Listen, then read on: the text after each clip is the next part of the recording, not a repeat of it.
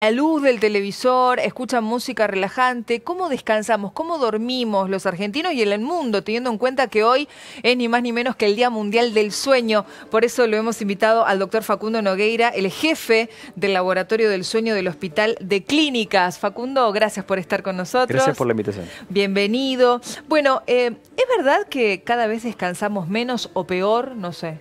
Sí, menos y peor. Ambas. Ambas cosas. En los últimos 20, 30 años, digamos, producto de varias cosas que han ocurrido en la sociedad, algunas de las cuales estaban hablando recién, dormimos menos, porque estamos más estimulados y estamos más en actividad durante el día. ¿Qué ha ocurrido? Han crecido las ciudades, tenemos que vivir cada vez más lejos de nuestros trabajos, o el traslado hasta nuestros trabajos es más costoso, con lo cual invertimos mucho tiempo yendo y viniendo, y ese tiempo, digamos, como no podemos trabajar menos, y es más, trabajamos más, tenemos más trabajos o trabajamos más horas, se lo restamos a otras cosas que nosotros inconscientemente pensamos que son menos importantes, como por ejemplo dormir. Y sumado a eso está todo el tema de la tecnología, ¿no? Antes uno volvía a casa y no había, cuando uno era chico, no había tantas cosas para hacer. 4 canales y algún programa. Y había que tener suerte que a uno le gustara. Sí, hoy por totalmente. hoy, digamos, desde las redes sociales, que es lo que realmente nos tiene muy atrapados, después tantos canales de televisión que se pueden acceder incluso por teléfono, las películas, etcétera, y uno realmente, y eso es muy atractivo a nosotros y sobre todo para los chicos, que es todavía peor la situación. Entonces, ¿qué hace? Uno está mucho más tiempo conectado, está en horas en las cuales uno debería estar empezando a relajarse, está conectándose con otros a través de las redes o está mirando en una pantalla una película, y eso tiene un doble estímulo para el cerebro. Por un lado, la interacción con otra persona o en una red, a eso a veces incluso hasta nos pone nerviosos porque empezamos a hablar de política o discutir por una cosa o por la otra. Una respuesta que nos llega. Esperamos una respuesta, nos ponemos ansiosos. Y la otra cosa es la estimulación lumínica. Nuestro cuerpo está muy coordinado con el ciclo luz-oscuridad. Claro. Día y noche. Tenemos un sector del cerebro que se encarga precisamente de detectar cuando hay luz y cuando no hay luz, y regula un montón de funciones para que nuestro cuerpo tenga sueño en un determinado momento y se produzcan un montón de funciones fisiológicas normales, y si nosotros rompemos ese equilibrio, el cuerpo empieza a funcionar mal. Lo que primero nos pasa es que si le restamos horas de sueño, estamos cansados. Yo siempre pongo el mismo ejemplo. El cerebro es como un edificio de oficinas, sí, que trabaja de las 8 de la mañana hasta las 8 de la noche. Sí. A la noche se tienen que ir todos, tiene que venir mantenimiento, tiene que venir limpieza, sí, hacer todas las reparaciones que el edificio necesita, si no se viene abajo, si no se tapa de basura, para que al día siguiente la gente que venga pueda trabajar y pueda tener un desenvolvimiento esperado, digamos. Si no le damos tiempo al cerebro para que descanse, para que pueda eliminar todas las sustancias tóxicas, para que se puedan reparar todas las funciones que pueden haber estado alteradas durante el día, el cerebro empieza a funcionar mal. El primer efecto es, estamos cansados, sentimos que tenemos sueño durante el día, estamos menos alerta, tenemos menos capacidad de atención. Y de la mano de eso viene el lentecimiento en las reacciones, detectamos tarde cambios en el entorno, por ende respondemos tarde, por ende estamos expuestos a riesgos de accidentes, no vemos un escalón, no vemos una persona que se cruza cuando estamos manejando, llegamos tarde a frenar. Todos los trastornos que nos puede generar la falta de sueño. Y esto que está diciendo el doctor, miren, lo tenemos reflejado en diferentes placas para tomar conciencia de lo que dice, ¿no? ¿Por qué cada vez descansamos menos? Y ahora le voy a consultar, porque muchas veces antes manejábamos otro tiempo ocioso. Ahora cuando tenemos un tiempo libre, lo primero que hacemos es mirar una pantalla, y eso también es contraproducente.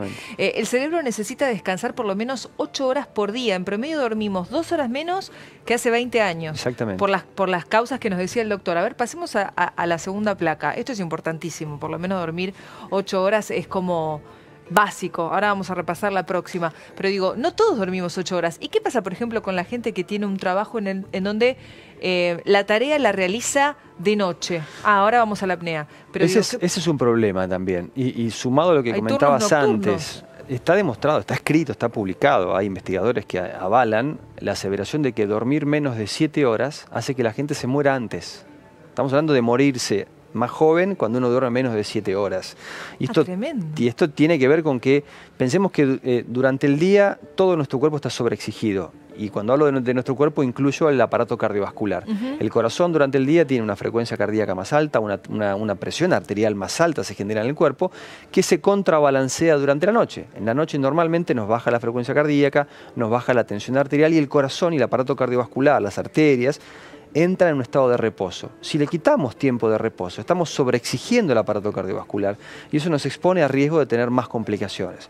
Y cuando uno duerme poco tiempo, está expuesto a tener complicaciones cardiovasculares, neurológicas y a morirse antes. Eso está claramente demostrado. Mencionabas la gente que duerme en horarios rotativos. Peores son los trabajadores de horarios rotativos, que trabajan a veces de día y a veces de noche, porque nunca el centro que coordina el sueño entiende qué está pasando, si hay que trabajar de día y si hay que trabajar de noche. Lamentablemente el trabajo nocturno es contraproducente para nuestro rendimiento intelectual, porque como decía antes, nuestro cuerpo está de alguna manera desarrollado, diseñado por la naturaleza, por tantos años de evolución, para acoplarse al ritmo sueño, vigilia y luz, oscuridad. Claro. Por ejemplo, durante la noche se produce hormona de crecimiento, bajan los niveles de corticoides y de adrenalina y de noradrenalina, bajan en sangre. Durante el día sube la producción de adrenalina, digamos, y el cortisol, que son las sustancias que nos permiten reaccionar rápido y reaccionar efectivamente ante determinados estímulos. Entonces, el hecho de desacoplarnos de ese esquema de trabajo corporal hace que, bueno, lamentablemente no vamos a funcionar todo lo bien que podríamos. ¿Y la apnea cuándo aparece? Ahí teníamos recién una placa, vamos a ponerla nuevamente. 2 de cada 3 personas con apnea sufren de hipertensión y pueden desarrollar diabetes. Se estima que a nivel mundial entre el 50 y el 70% de los hombres roncan y en mujeres la cifra se reduce a la mitad. ¿Qué es la apnea, doctor? Bueno, hablábamos antes de dormir poco y dormir mal. Sí. Dormir poco, ya dijimos. Dormir mal, el mejor ejemplo es la apnea del sueño. La apnea se define como apnea la pausa en la respiración, cuando uno deja de respirar. En los adultos decimos que hay apneas cuando dejamos de respirar más de 10 segundos. El caso típico de la apnea es la apnea obstructiva del sueño, que es cuando uno deja de respirar porque se cierra la garganta. ¿Sí? Pensemos una cosa, la garganta o la faringe, como le decimos nosotros, es la única porción de la vía respiratoria que no tiene ni hueso ni cartílago, es todo músculo. Y ese músculo durante el día está rígido, está contraído. De noche se relaja, como todo el resto de la musculatura del cuerpo. Salvo el corazón y el diafragma, el resto se mantiene contraído. Se relaja. Si se relaja la faringe, de hecho se cierra un poquitito, empieza a vibrar, se cierra y por eso roncamos. Y roncamos mucho los hombres, muchos hombres roncamos. ¿Por qué? Porque nuestra garganta es más fácilmente colapsable que la garganta de las mujeres. Y esto empeora cuando subimos de peso, porque si subimos de peso, la grasa se nos va primero al cuello, sobre todo a los hombres, y en las mujeres después de la menopausia, el primer lugar donde va la grasa es el cuello, el tórax y la panza. Entonces ese tejido graso empieza a rodear la garganta, empieza a rodear la faringe y la empieza a colapsar. Durante el día no nos damos cuenta, pero de noche, cuando se relaja la musculatura, se produce el colapso. Dejamos de respirar durante 10 segundos, rápidamente baja el oxígeno en sangre, porque el oxígeno, nosotros tenemos que respirar 15, 16 veces por minuto porque el oxígeno lo gastamos enseguida.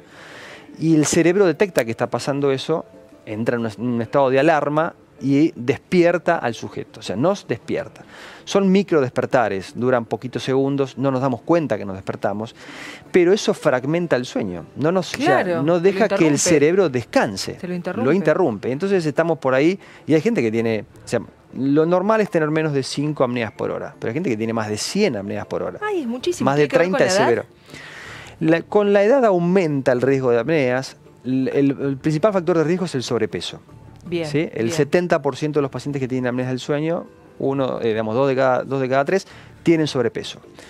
Pero no es el único factor. Ser delgado no excluye la posibilidad de tener apneas del sueño. Pero ser obeso, y cuanto más obeso uno es, más riesgo de tener apneas. O sea, doctor, poniendo blanco sobre negro, dormir mínimo 8 horas, no someternos a ningún tipo de pantalla ya cuando tenemos que empezar a conciliar el sueño, esa somnolencia, respetarla, no volver a alterarnos con algún mensaje, comer algo dulce antes de irnos a acostar. ¿Y qué otra última recomendación? A ver, hay que tratar de relajarse, ¿sí? Darse una ducha de agua caliente, tratar de separar la cena del momento de acostarse, porque si no vamos a estar en pleno proceso digestivo cuando nos acostamos y no nos podemos dormir, y tratar de relajarnos, ¿sí? Bien. Pensar en algo que nos relaje, incluso hacer algunos ejercicios de respiración, yoga, mindfulness, que está tan de moda ahora y que están buenos. Eso nos ayuda a bajar un cambio, estar más relajados, y eso nos facilita el descanso. Y el peso, la alimentación y un ejercicio regular son muy saludables, no solamente para nuestro cuerpo, sino también para nuestra mente. Gracias, doctor. Clarísimo.